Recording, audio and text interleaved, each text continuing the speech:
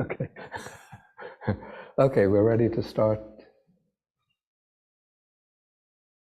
Wait.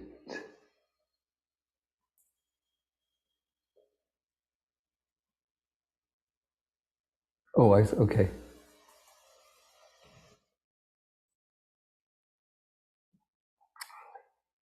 Okay, we want to get rid of this. Okay. You see the text, okay? Do you see it? Yes. Okay. Yes, Yes, Bhante. Bhante. Okay. Okay, so we could do 3 bows to the Buddha first. 1, 2, 3. And then I'll do the salutation. Namo tassa bhagavato arahato samma sambuddhassa. Homage to the Blessed One, the Worthy One, the completely enlightened one. Okay, so good morning, everybody. And we are now going to be continuing with our reading of the Anguttara Nikaya. These are the numerical discourses of the Buddha. And we are in the Book of Fives, the collection that involves suttas that revolve around each one around 5 items. And last week, there are 2 suttas concerned with the theme of removing resentment. Remember, the Pali word is agata.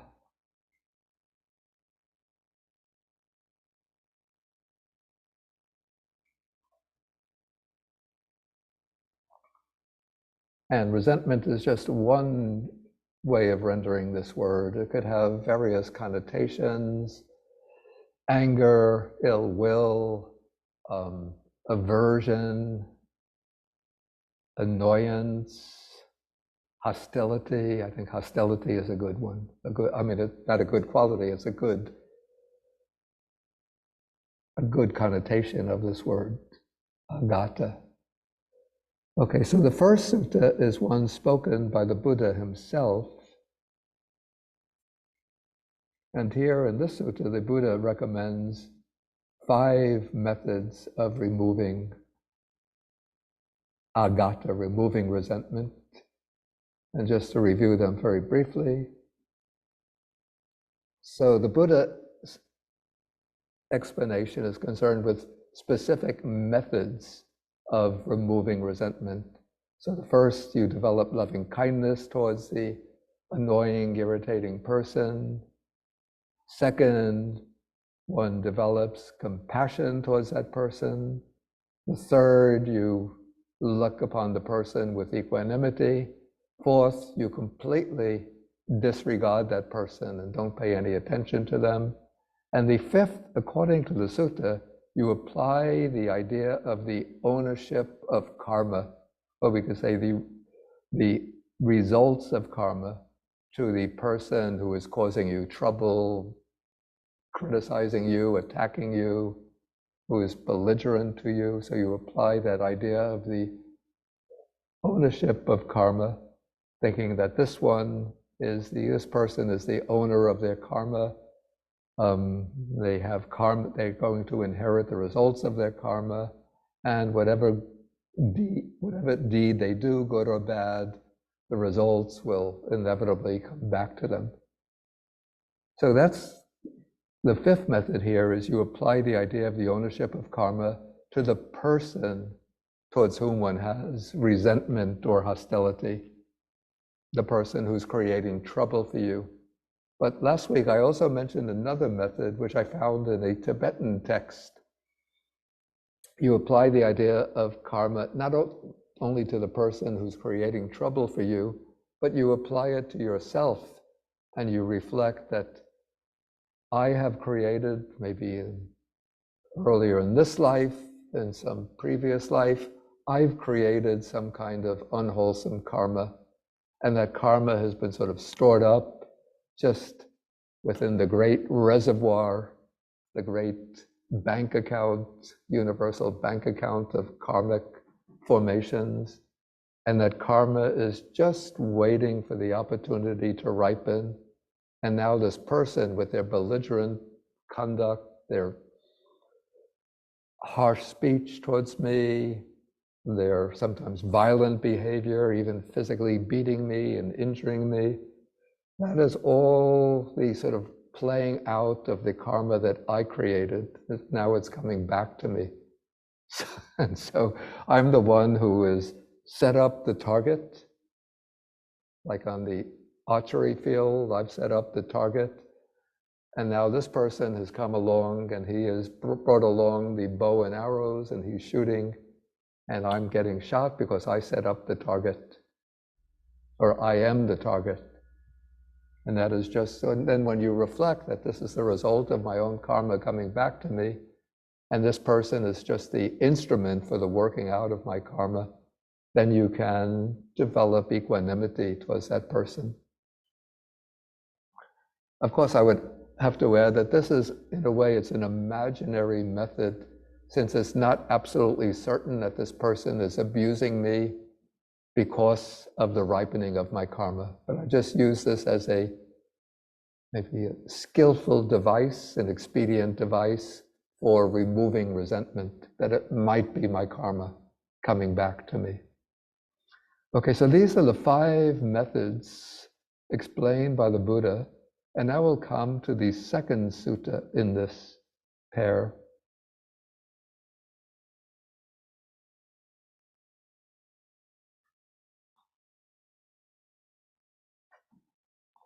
So this is number 162 in the Book of Fives, same title, but this one is spoken by the Buddha's chief disciple, Sariputta, the Venerable Sariputta. And so Sariputta opens by saying that there are 5 ways of removing resentment, by which he's speaking to monks, so he says, by which a monk can entirely remove resentment when it arises towards anyone.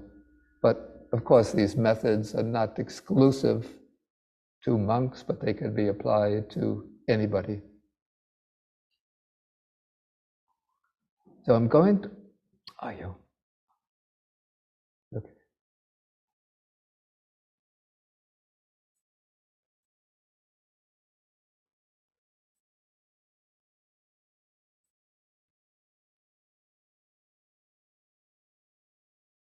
Okay, so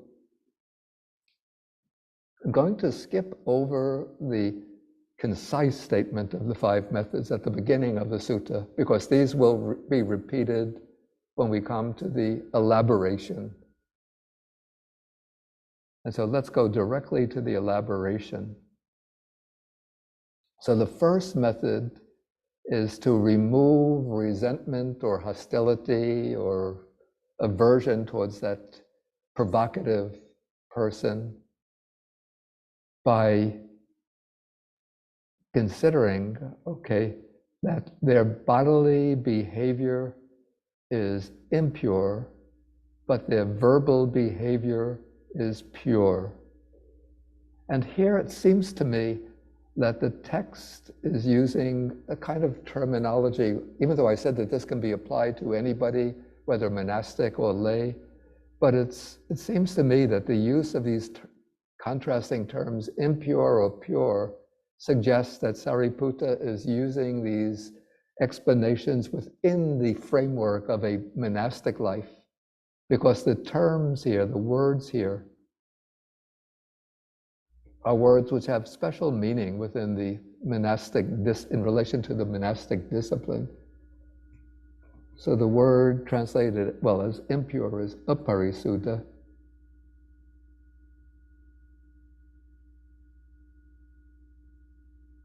And then the positive form is parisuddha, pure.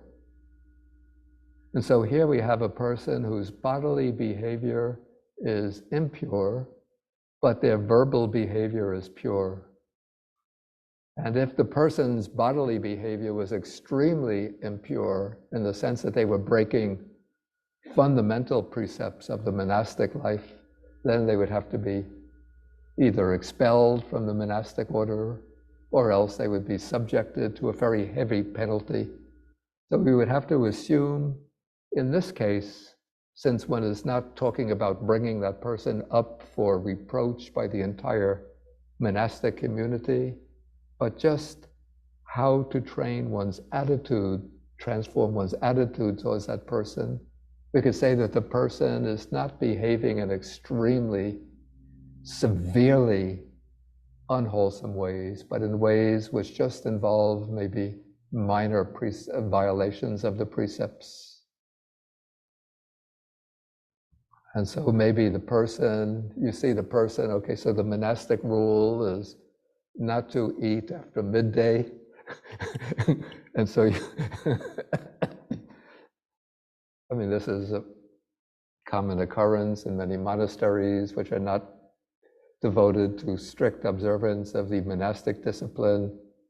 You might be passing, for some reason you have to pass through the kitchen, and then you catch sight of the monk. He is using the microwave to microwave some of the leftover rice and curries left over from the lunch.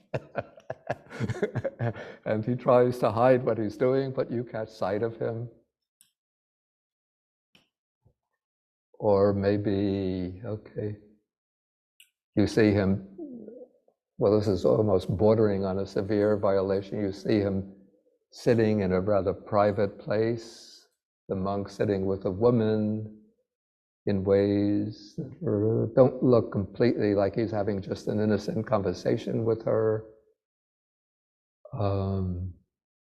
Actually, in that case, you would really have to bring it up to the whole Sangha.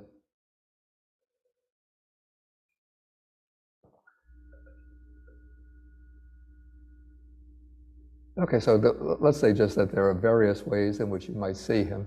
Maybe you could see him misappropriating. Well, if he's misappropriating the belongings of others, that's again another severe violation. Okay, but let's say you could see various kinds of impure behavior in regard to that person, but their verbal behavior is pure. I mean, this seems a little odd. You would think that if somebody transgresses precepts with regard to the body, that they would also be transgressing in speech. But this is just a hypothetical situation. I'm trying to think in the context of household life. Okay, so you could see somebody, maybe somebody is a fellow Buddhist, they've taken precepts, but you could see them maybe swatting flies, killing living beings, or making use of the belongings of others without asking permission to do so. Okay, but the verbal behavior is pure. Okay, so in this case, what Sariputta says is that the method is you don't attend to the impure bodily behavior of that person, but you attend to the purity of their verbal behavior. So the basic principle here is that you're trying to find some good points in the behavior of that person to focus on. So if the body behavior is bad, unwholesome, but you know that the person's speech is truthful, honest, gentle, congenial to harmony, then you just disregard the impure bodily behavior and focus on the good, wholesome verbal behavior, the good speech. And then we have a simile. That's what's interesting about the sutta, is the use of clever similes to illustrate the point, each point. So here, Sariputta uses a simile of a monk who uses rag robes. This is rather rare today, though there are still some monks who live by this ascetic practice. That is, one collects pieces of discarded cloth, rags that one finds along the side of the road. In this simile, the usual way back in ancient India was to go to the cremation ground where they bring the bodies for cremation.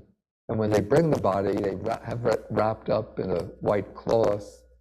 And then when they put the body on the cremation pyre, then they just discard the cloth in the cremation ground. And then normally, like poor people, beggars, who need clothing would come to the cremation ground and then pick up those discarded pieces of cloth that they used to wrap the body. What is the word that they use to wrap a body? There's an English word. Shroud, that's exactly, yeah, that's the word, exactly. Pick up the shroud, and then they can use it to make a sarong, that's the under robe that they would wear, or even an upper robe. Okay, but in this case, we have a monk who is not just collecting pieces from a shroud, but is really collecting cast-off rags. I'm sorry, if you go to India, you see when people want to discard their garbage, this is really something that hurts my heart. They don't have like garbage cans, waste paper bins. You've been to India. But people just throw the garbage on the side of the road. And nowadays, with these things, with the water in bottles, the people just drink, they finish drinking the water from the bottles, and you see on the side of a road just almost hills of cast-off plastic bottles. It's really amounting to an environmental disaster in India. So apparently, this is not something just unique to the present time, but probably in ancient India, when people have old clothes that they're not wearing anymore, they just throw them off to the side of the road. And so here we have a monk who wears rag robes, and so he comes walking down the road and he sees a cast-off piece of cloth, and maybe some of it has been stained, dirty, torn, worn out, but other parts are still good. And so what he does, he presses part of it down with his left foot, spreads it out with his right foot, and he tears off a good section and takes it away with him in order to use to make a robe. If you've ever seen the design of monastic robes, this is not a rag robe, but this is a what they call a robe offered by householders. You see it consists of various patches which are sewn together, and then it's supposed to be the design of a rice field in ancient India, where there will be strips of land in between the paddy fields, which are used for the farmers to walk down. And then they cultivate the rice in the areas corresponding to the larger patches. And so the monk will make his robe by taking, it would have to be a larger piece of cloth, and then he would sort of remove it from the cast-off rag, and then later he would cut it to the appropriate size, and then sew it in order to make a rag robe. And wearing the rag robes, this is praised by the Buddha as one of the ascetic practices. It's called the Pangsukula practice. And the monks who wear the rag robes are called Pangsukulika monks. And so the foremost in observing that kind of practice was the Venerable Mahakassapa. Okay, so this is like he discards, now the monk discards the stained, blemished, torn, worn out pieces of cloth, and he just takes the good piece of cloth in order to make a rag robe. And so in a similar way, you don't attend to the impurity of the person's bodily behavior, but you just focus to the purity or the goodness of their verbal behavior. While I'm speaking, maybe some of you can think of examples, try to think of examples in ordinary life of what would be unwholesome, how you can be of unwholesome bodily behavior, but pure in one's verbal behavior. In my way of thinking, if somebody is going to be unwholesome in their behavior, it's going to be all the ways down, from body and speech, reflecting the unwholesome state of mind. But maybe in theory, there are these possibilities. And so you attend to the purity of the verbal behavior.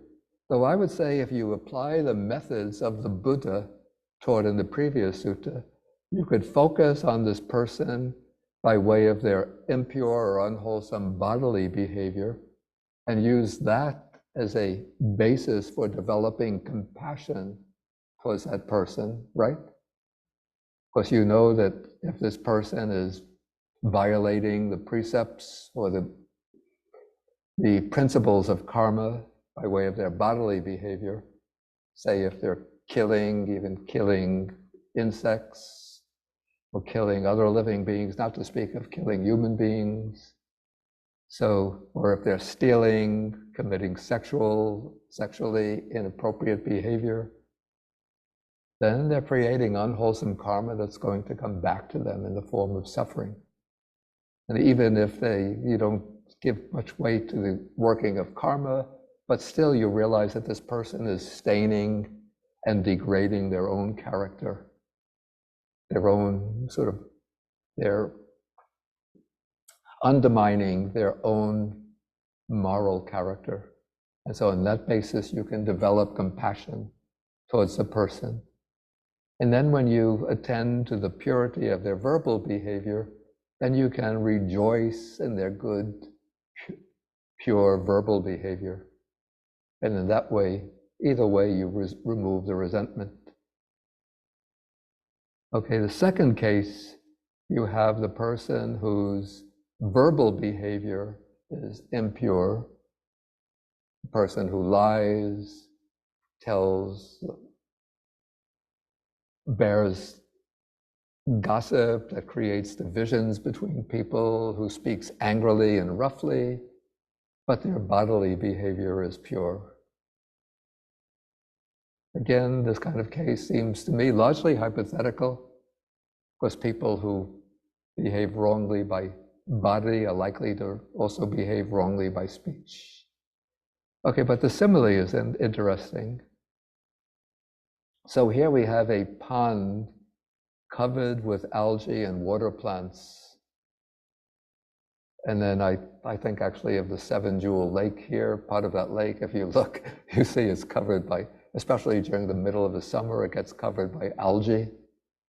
Okay, then a man might arrive afflicted and oppressed by thirst, and then he plunges into the water, sweeps away the algae and water plants with his hands, and then drinks the clear water from his cupped hands.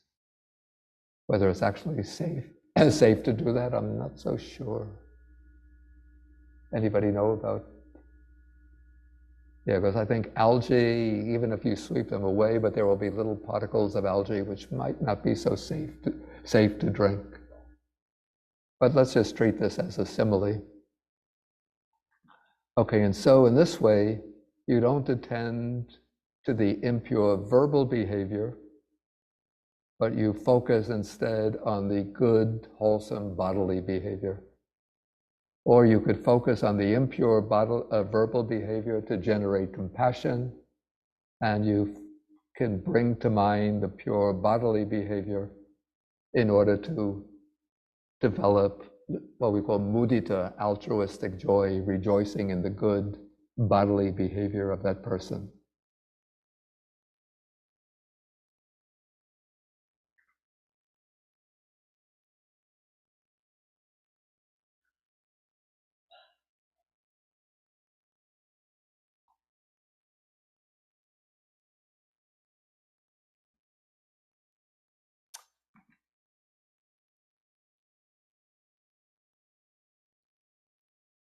Okay, then we come to the third case.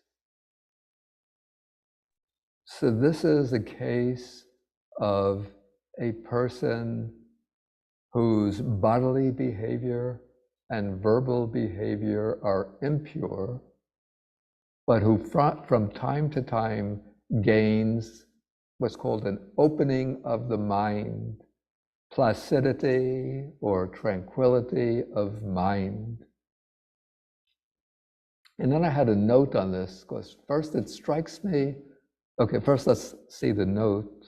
Let me expand the size.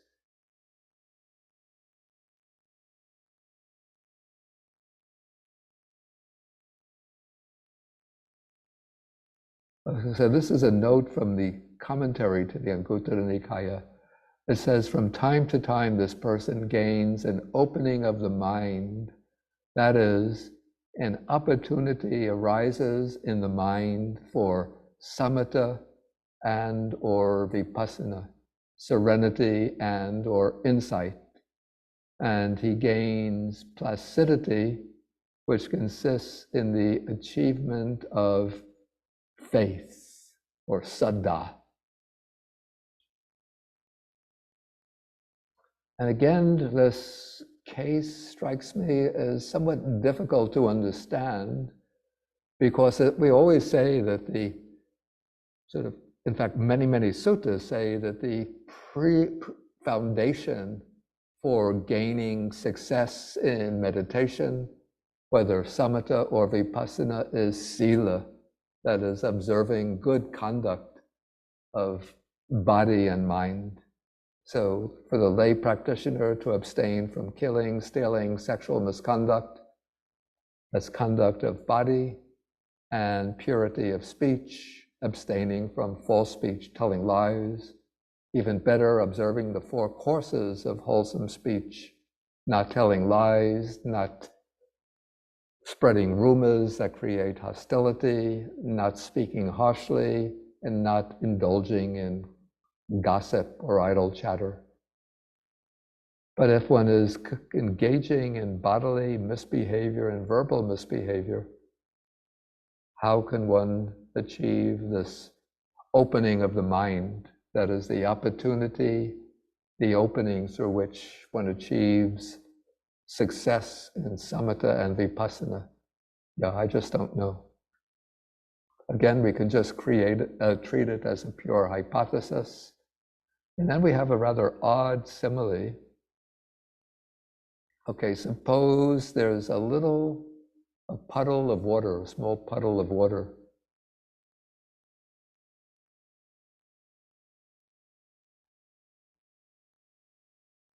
And then a person might arrive, again afflicted and oppressed by thirst, parched and thirsty. And then he thinks there's this puddle with a little bit of water in it. Let me get down on my hands and knees and suck it up like a cow and then depart. So he doesn't want to disturb the water, because then you will stir up the mud and the dirt. And so he gets down on his hands and knees and sucks up the water like a cow and then departs. I think you would have to be pretty desperate to drink water from a puddle like this. And nowadays, if you're traveling in India and you're really thirsty and you come across water in a puddle, don't drink it. It will be soiled by various kinds of chemical pollutants, and you could poison yourself. Okay, please just take whatever seats you can find. There's also a seat up here. Okay, anyway, so this is the simile. And so in this case, this is the way you respond to a person of impure bodily and verbal behavior, but they gain an opening of the mind. And again, it's a question, how do you know that this person gains this opening of the mind? How do you know that they're succeeding in samatha, at least getting a little bit of success in samatha and vipassana? Unless you can read the mind of a person, you might not know. And if this person, and this is not unusual, the person speaks, oh, I have access to the 4 jhanas, or I've reached this stage of insight knowledge, or that stage of insight knowledge, and you see that their bodily behavior is corrupt, their verbal behavior is corrupt, then naturally you would suspect that they are just either boasting idly, or else they're having some rather bizarre experience in their meditation, which they're misinterpreting to be achievements in samatha and vipassana. And it's not unusual for people to have these unusual experiences which they misinterpret as, oh, I've reached this jhana, this formless meditation, that stage of insight.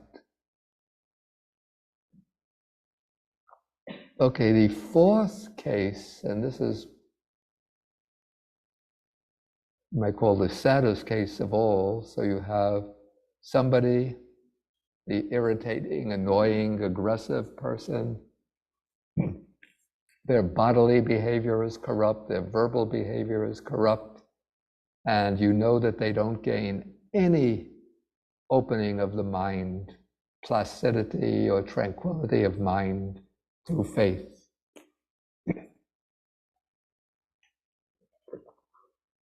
And so how do you dispel resentment towards this person? And here we have a simile, and suppose there's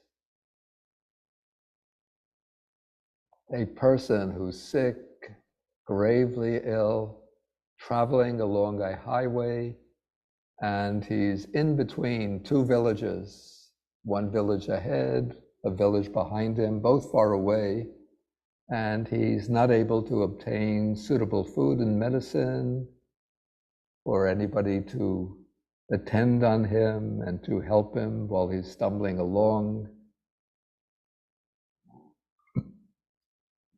And then another man comes along the highway and sees him.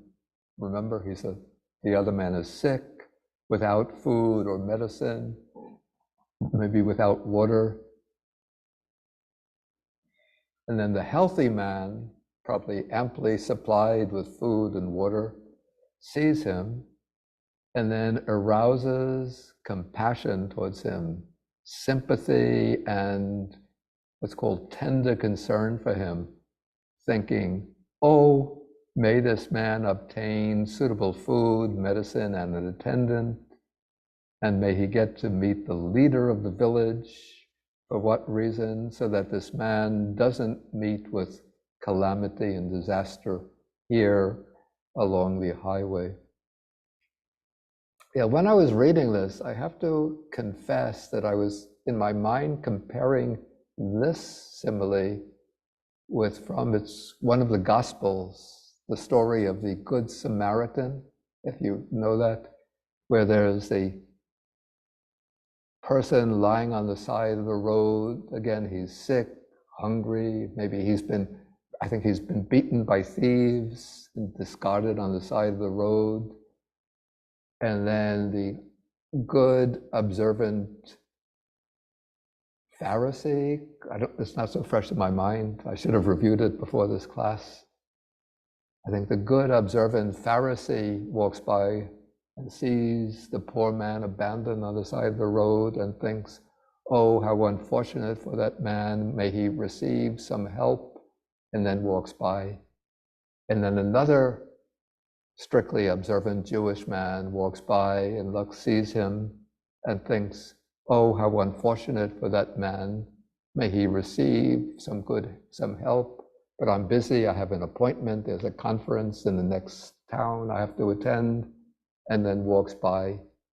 And then a Samaritan walks by, and we just use the phrase in common usage now, we have the expression, the Good Samaritan, and we don't know the connotations of the term, but against the background of ancient Palestine, the Samaritans were regarded by the Jewish people as being kind of almost barbaric type of people.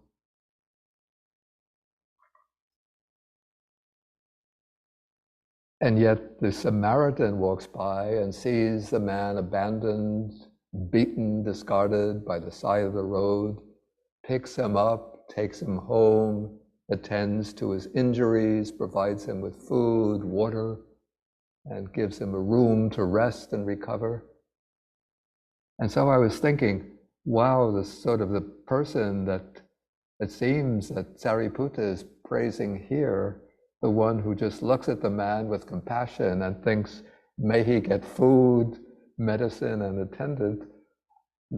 This sort of ideal Buddha's figure is a bit like the strictly observant Jew who looks at the injured, hungry man by the side of the road and thinks, oh, how unfortunate for him, may he get well, and then goes off to the meeting in the next town and discards him. But I don't think sort of that is the actual Buddhist attitude. I think if it was a situation where there was a man who was actually discarded by the side of the road, the Buddha would say you should look after that man, take care of him. But this is sort of the purpose of the simile, for showing the attitude that we adopt towards the person who misbehaves by way of body and speech and doesn't develop this opening of the mind. So the attitude that one develops in order to dispel resentment towards that person is to regard that person with compassion, sympathy, and concern. And also, it doesn't mean that you don't try to correct that person, because there's another sutta that we'll be dealing with, probably we'll have to take it up in the next class, which deal with the proper ways to speak to a person who's misbehaving in order to correct them. So if you see a person is violating the standards of good behavior by way of bodily action, by way of their speech, and the body and speech reflect or express unwholesome states of mind, then the advice is that you have to speak to that person in order to correct them, to rebuke them, to correct them, and set them on the right path. So here, in order to interpret this passage correctly, we have to see this not as advocating the sort of the final advice towards the way you treat a person that you see hungry and thirsty and ill on a highway, but it's just using this to show what kind of mental attitude you develop towards that person as an analogy for the way you train the mind in dispelling resentment and aversion towards a person who is misbehaving. Okay, so that is the fourth case. And then we have the fifth case. So this is where you have a person whose bodily and verbal behavior are pure or wholesome. And somehow you know, I don't know how you know, but from time to time that person gains an opening of the mind, that is some success in samatha and vipassana, in the practice of meditation. So here you have all of the good qualities. That person has good qualities, but somehow you feel resentment and hostility towards that person. Actually, in my own experience, and maybe this is my own weakness, when I see people who misbehave by way of body and speech, then I don't feel hostility towards them so often, but mainly I would say some compassion towards them. And that sort of compassion, sympathy, and tender concern. But it's when I come across people of exceptionally good behavior, and I know that they achieve high success in meditation that I don't achieve, then in my case, the resentment arises out of a kind of envy that they're so successful, but I'm just struggling along like a slowpoke. Okay, so that is how resentment can arise towards that person. And so towards that person too, you have to find a way to dispel that envy and resentment.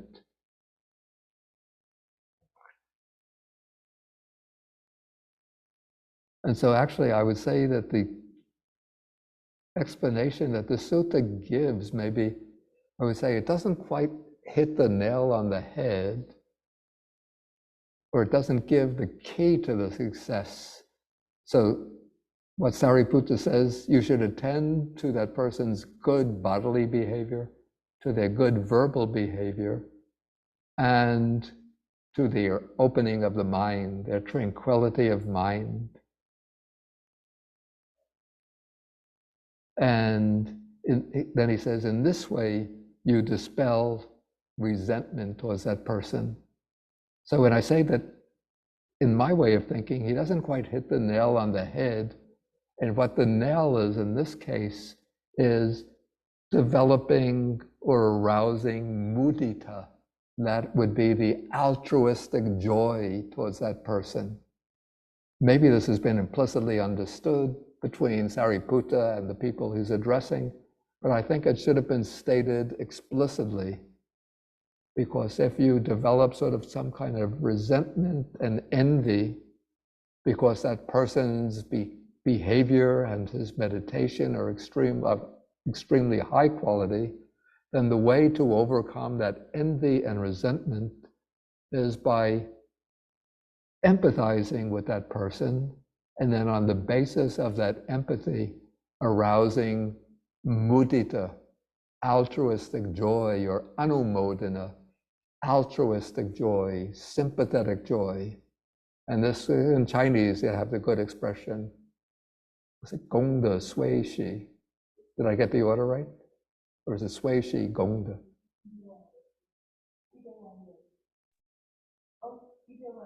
Yes, that's right. Okay, either one will do. So it could be sui shi gong de or gong de sui shi. So that would be, actually in Pali, it would be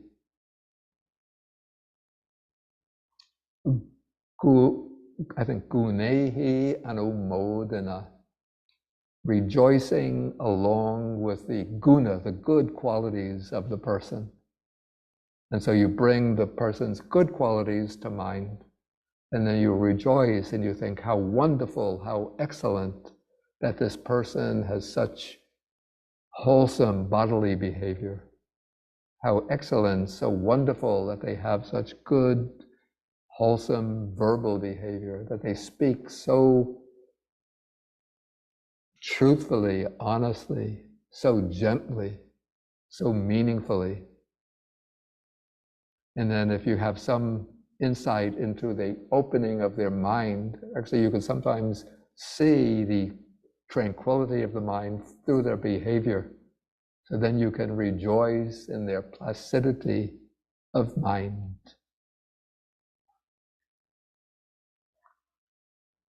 And so in this way, you transform resentment rooted in envy and the competitive sense, the sense I have to be number one. If somebody is really excellent in their conduct and their meditation practice, and they're way ahead of me, then instead of building up that resentment, you rejoice in it and sort of rejoice that there are such people who can behave so well, who can do such good actions, or have such facility in their meditation practice. And that way you replace the resentment with mudita, with altruistic joy. Okay, and then we look at the simile. Again, we have the case of a person who comes along thirsty, oppressed by heat. Wow, and today we'll have just so many people like this.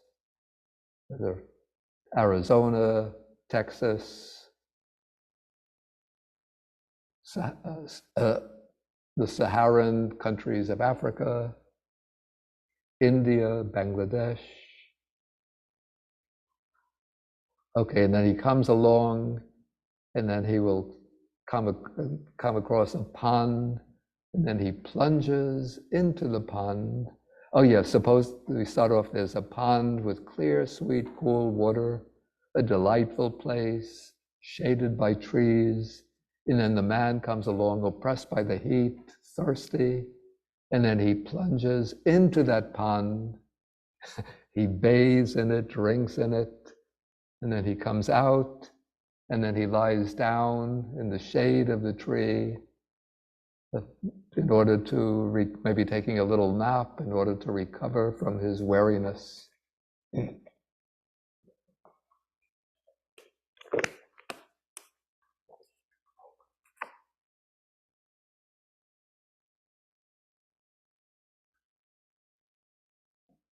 And so in this way, so this illustrates the way you rejoice in this person's good behavior.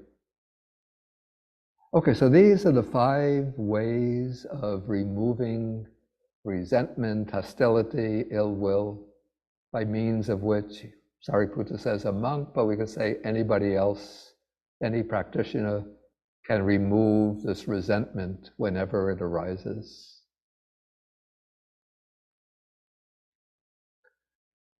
Okay, we could see whether there are any questions. And so first I'll give priority to the people who have taken the trouble to come in person to the class. And then we could take people online who might have questions. And if you do have a question online, you go to, I think it's a strip that you will see at the bottom of your Zoom screen, and maybe one of the features is raise hand, and then you click that to raise your hand, or it could be the raise hand symbol might be in the reactions menu, under the reactions menu. Okay, so let us see anybody here. So we have Kim.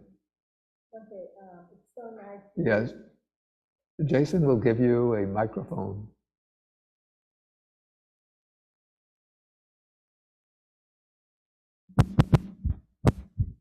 Thank you for the teachings, Bhante. It's so nice to be here in person instead Put the microphone closer. Instead of attending the class online. I'm just curious why the Buddha brought up the 3 Paramaviharas: loving kindness, compassion, and equanimity, but not mudita, which is altruistic joy.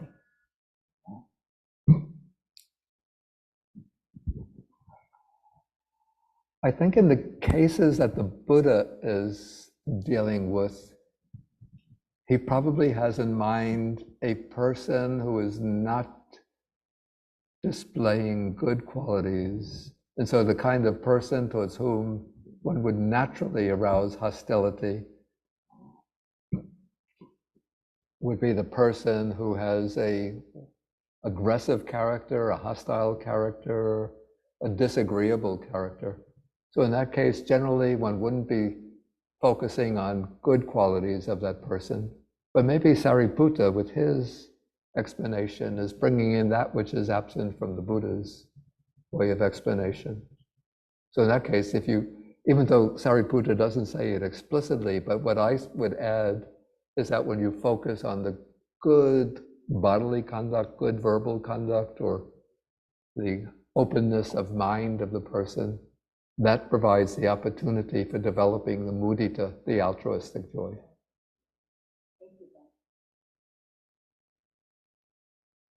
Okay, so now will come anybody. Oh, is it Beth? Okay.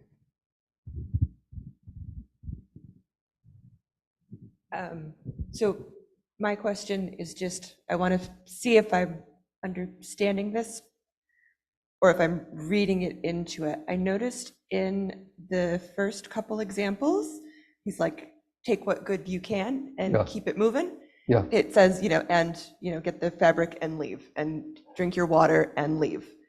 I think it says in each of them, except the last one where he says to lay down and stay and enjoy. So am I adding that in to it? Or is that take the water and leave? In the first one, it says to take the intact section and take it away with him. Yeah. And so my understanding was that what I was from this was that it's saying to like take what good there is to take, but then it says also to leave. Yeah. For each of them. No, I think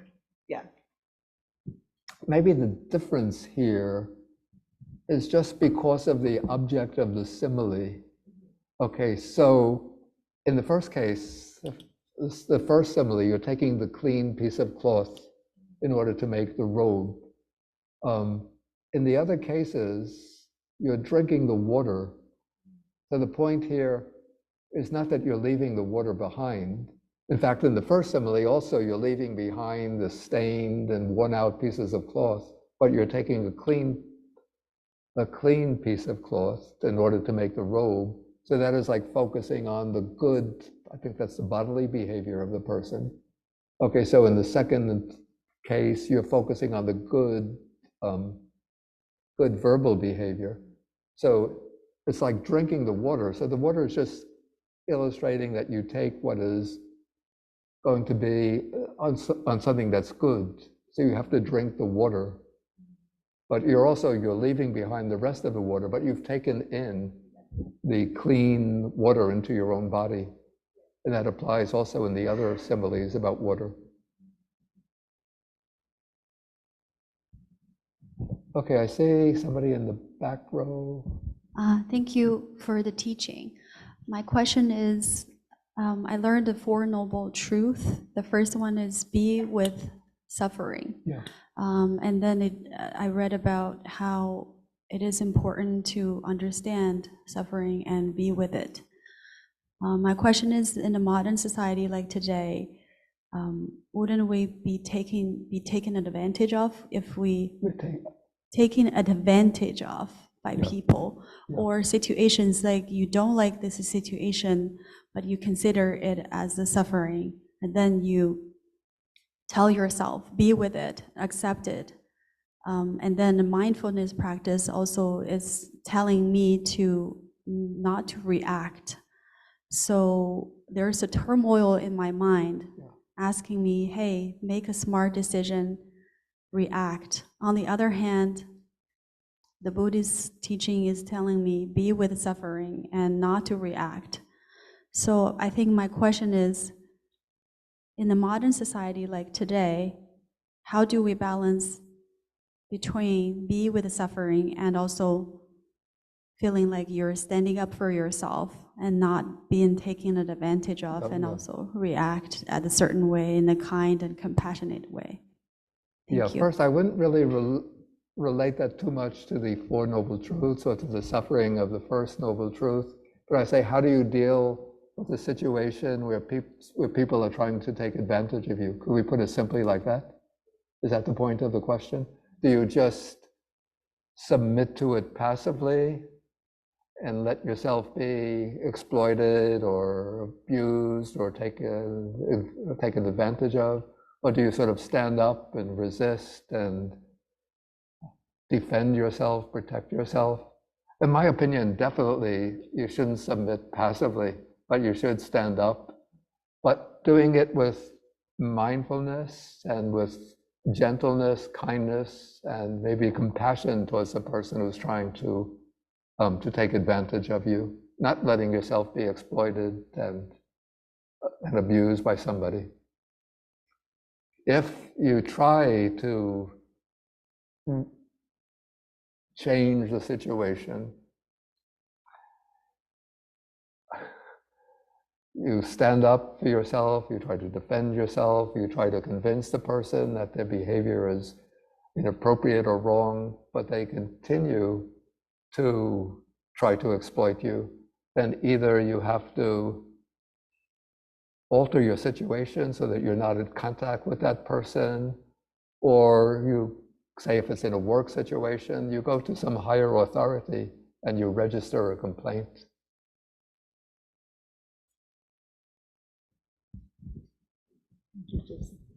Bhante, I just have another short question. There was a situation where the person has impure bodily and mental behavior, and yet gain an opening of the mind, which is a little bit difficult to understand. But I wonder if this is the case where the person has regrets about what he or she has done, and then start to develop the faith. And starts to develop the faith. To develop faith. Faith, That could be what is intended. Yeah, maybe that's what's intended. Maybe the commentary is not so accurate here. Yeah, because it seems to me not so comprehensible how, if somebody is engaging in bodily and verbal misbehavior, wrong behavior, how can they achieve let us say, success and samadhi and insight. Yeah, I think in the commentary it mentioned about samatha and vipassana, which I don't think is really what's happening, but more like the faith, the regrets that I have that the done. person sees that their Yeah. behavior has been, that they've been engaging in wrong behavior and that they're making a transition. Exactly, they tormented by that and then start to Yeah, move that's a into, possibility. yeah. It's just that those expressions, that particular expression, gaining and opening of the mind, how does it go? That they gain an opening of the mind and placidity of mind, Sheta Sampasat, that they don't occur so often in the text, so it's hard to know exactly what is intended. But what you suggest makes better sense to me, I have to say, than the commentary that's come down Actually, from. the commentary mentioned faith at the end. Yeah, it does say Yeah. Sada Sampanna. Exactly, yeah. So I'm thinking it's more the faith aspect rather Yeah. than samatha or Yeah, vipassana. this could be the case. Thank Okay, you. let me Thank take you, some Bhante. questions, online questions. And so we'll start with Gita. And please, I want to ask people who have questions, keep the questions simple and concise so that everybody gets a chance. Gita? Yes, thank you, Bhante. Thanks for all the teachings. We're so fortunate. Thank you. Bhante, my question is, most times in life, we come across like close family or great Kalyana mittas that get into a rage, or they're so angry that they're fuming towards you and hurling accusations. They're not even in a calm state of mind to kind of approach them and talk to them and reason with them, because they've already made up their mind. You know, you're just wrong, that's it, I don't want to hear anything from you. So in this sort of situation, because this is very real in real life, which we go through, whether it's a workplace atmosphere or at home with family or your best of friends who you love so much, they're Okay, misunderstanding you. What do you do, Bhante? Do you just step back and say, okay, calm down, I'm not going to talk to you right now? okay, this is a little bit like the question that was just asked a few minutes ago. Previously, yes. Maybe you didn't hear so clearly. So she asked, what do you Yeah. do if somebody is, well, it's a little different, but she asked, what do you do if somebody is exploiting you, trying to take advantage of you? So what you asked is a little similar. Okay, so what I said is that you shouldn't just submit to it passively. You have to respond, but you do it with a calm mind. You try to collect the mind. Maybe you can, as you're starting to get angry in return. No, I was not starting to get angry in return. I was just having compassion and metta, but I'm just saying, how do you kind of steer it to a neutral state so you can explain yourself and come to like a common Okay, I'm place? just speaking hypothetically. I'm not saying that you. Yeah, I know. Okay. So let us say, maybe I would respond in a situation like that. I would tend to respond with rage and anger. Okay, so what I would do is not respond at once, but first do just a couple of rounds of mindfulness and breathing. So just being mindful of the breath, 2 or 3 breaths, mindful in, mindful out, in, out. Of course, not saying it, but just intending. Then bring up either metta, loving kindness, or karuna, compassion towards that person, and then say, let us settle this problem in a reasonable way. Please calm down. Let us sit down and discuss it. And then if you show that you respond, you see the unconscious intent of that person is to provoke you. Because they have a lot of anger and resentment towards you, or a lot of rage towards you. And to justify the rage, they have to get you angry. And so if they succeed, if you get angry and you start speaking to them, like, who do you think you are for criticizing? You're not perfect yourself. Then they'll say, well, at least I didn't do this, at least I didn't do that. I might have my faults, but you are terrible. And then in this way,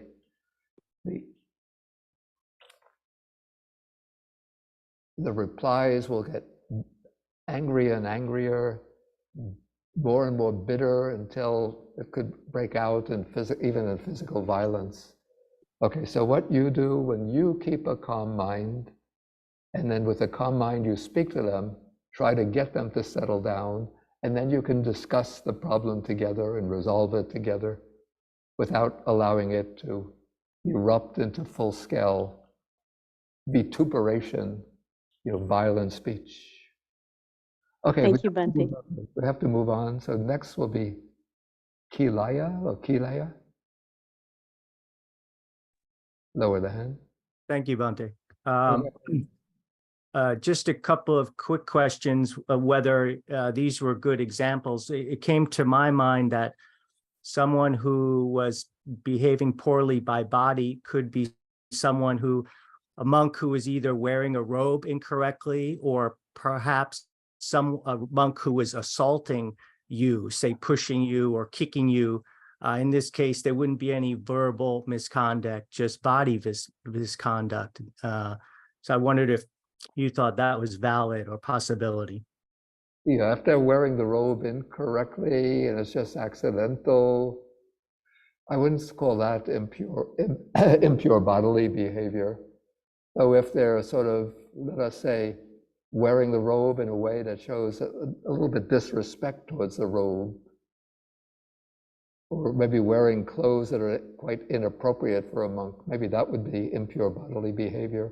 And certainly if they're pushing or giving you the elbow, that would be an example of impure bodily behavior. And that would apply whether it's a monk or a layperson. If they're pushing, giving the elbow, yeah, certainly. The other question was concerning someone who had bad behavior, but they got an opening of the mind, placidity of the mind. I seem to recall an earlier sutta in this collection where the Buddha said that I think even an arahant could have faults in following the Vinaya. In other words, the monks might witness misbehavior even in someone attained to the highest state. And he said, why? Because I have not said that they cannot do so. Oh, yeah. So it seems like there is a possibility of these kind of minor faults happening in any monk. And it seems to connect with the one of the fetters, the Silabata Paramasa, where we might overestimate the importance of, say, impure behavior, especially when considering all the rules of the Vinaya. Is that, you think that's a valid perspective? Yeah, there is such a sutta. You have a good memory, but I'm not sure that would be intended here. I'm just not sure. Yeah, so I just have to say, I don't know. Okay, thank you, Bhante. Okay, next one is from Elsa. That's online.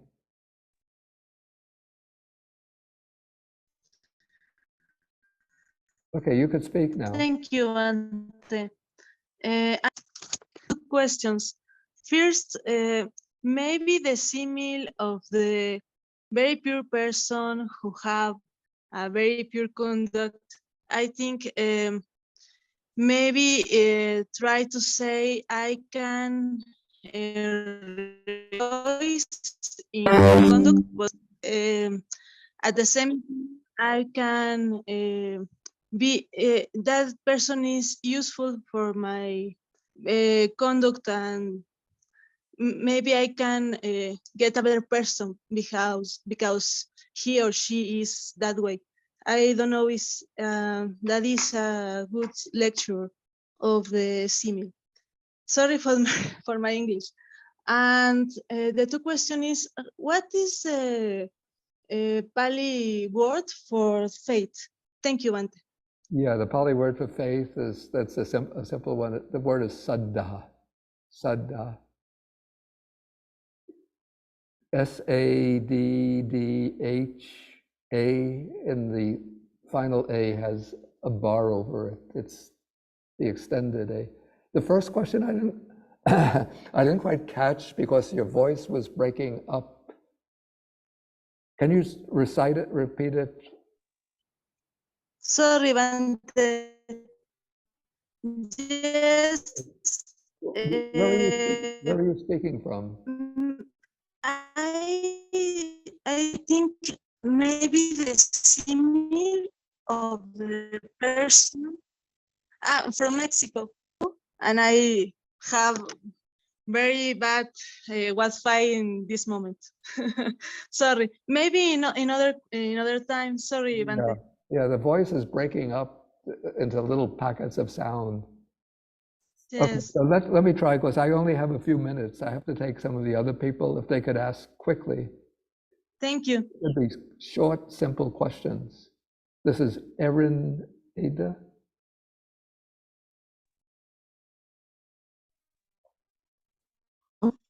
Yes, my question is, you talk about karma.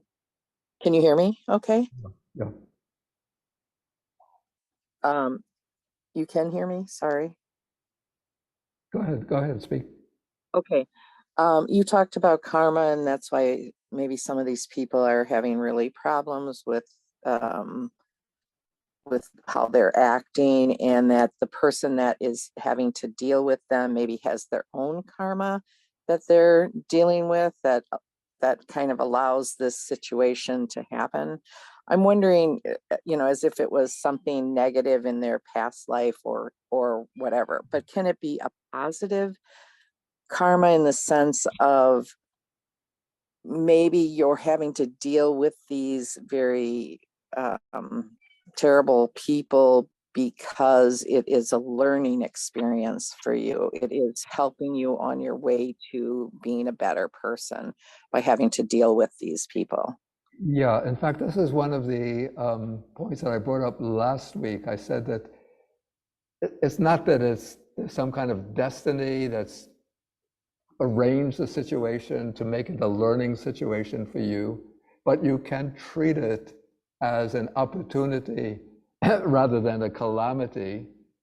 If somebody is mistreating you or abusing you, you could say that, excuse me, I'm losing my voice. You could think that this situation and this person, the aggressive person, is giving me the opportunity to practice patience. And so I should regard that person as a benefactor, a good friend, even a teacher, because if everybody treats me nicely, kindly, in friendly ways, how am I going to develop patience?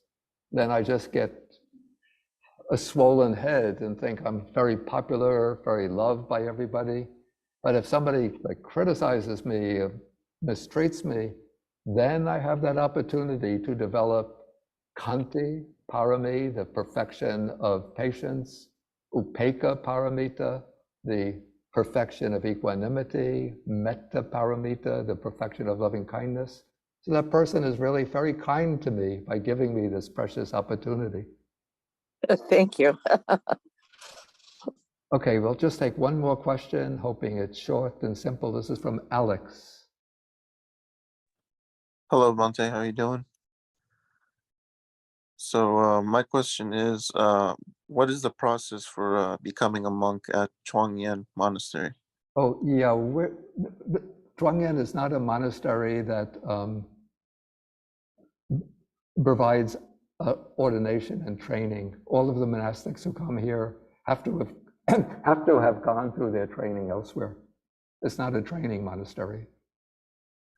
Where do you recommend becoming a I monk? think this is not a question for me to deal with online. You could write to contact Bows, and then I'll give you some suggestions through an email. Okay, thank you. Okay, so we're going to end with the sharing of the merits. Okay, so I'm going to recite the verses for sharing the merits. Akasata Chabhumata Deva Naga Mahidika Punyantam Anumoditva Chirang Rakantu Sasanam. Akasata Chabhumata Deva Naga Mahidika Punyantam Anumoditva Chirang Rakantu Desanam. Akasata Chabumata Deva Nagamahidika Punyantam Anumoditva Chirang Rakantu Mam Parang Dukha Pata Jani Dukha Vaya Pata Jani Vaya Soka Pata Jani Soka Hantu Sabepi Panino. May those in suffering be free from suffering. May those in fear be free from fear. May those in sorrow be free from sorrow. May all living beings also be thus. And then we'll end with 3 bows to the Buddha, and we have an actual Buddha statue here. So we'll do the bows physically.